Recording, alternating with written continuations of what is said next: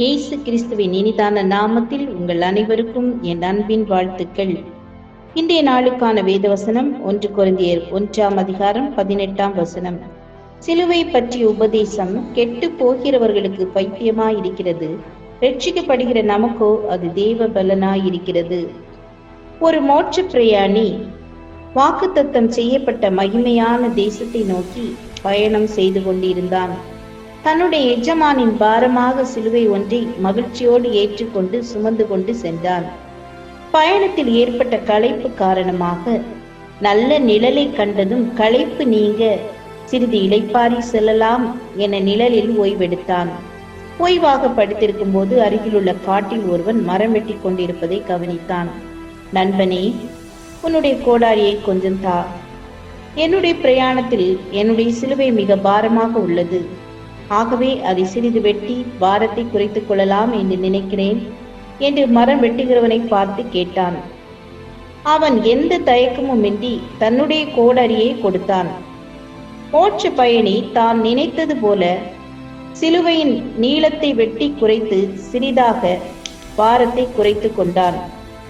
சிலுவையின் பாரம் குறைவாக இருந்தபடியால் பிரயாணம் எளிதாக இருந்தது. வெகு சீக்கிரமே வாக்குத்தத்தம் செய்யப்பட்ட தேசத்தின் அருகாமையில் வந்துவிட்டான். அந்த மகிமையை கண்டதும் அவனது மகிழ்ச்சிக்கு எல்லையே இல்லை.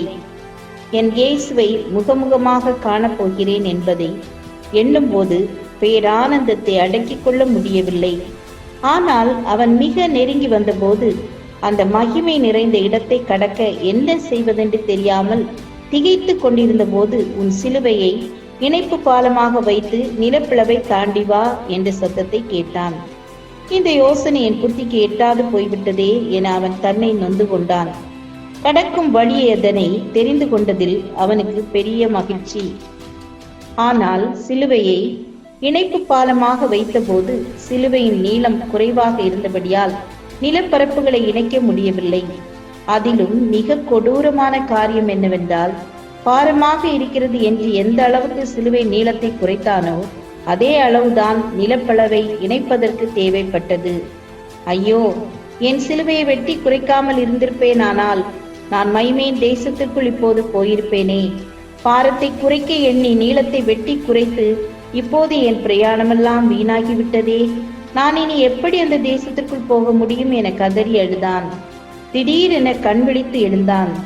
அப்போதுதான் அவன் கண்டது கனவு என விளங்கி கொண்டான். தன் அருகில் இந்த பார சிலுவையை மார்போடு இறுக அணைத்து கொண்டான். எந்த சூழ்நிலையிலும் எனக்கு கொடுக்கப்பட்ட சிலுவையை நான் குறைக்க நினைக்க மாட்டேன் என்று தீர்மானித்தான். பயணத்தை தொடர்ந்தான். சிலுவை பாரமானதாக இருந்தாலும் இப்போது மகிமையின் தேசத்தை குறித்ததான சரியான தரிசனம் இருந்தபடியால் அவனுக்கு அது இலகுவாய் இருந்தது. ஜெபம் செய்வோம். கிருபையும் இரக்கமும் நிறைந்த கர்த்தாவே, எங்களுக்கு கொடுக்கப்பட்ட சிலுவையை நாங்கள் சுமக்க எங்களுக்கு உதவி செய்ய எங்கள் ஒவ்வொருவரையும் ஆசீர்வதித்து வழிநடத்துங்க. இயேசுவின் நாமத்தில் பிதாவே, ஆமீன், ஆமீன். God bless you.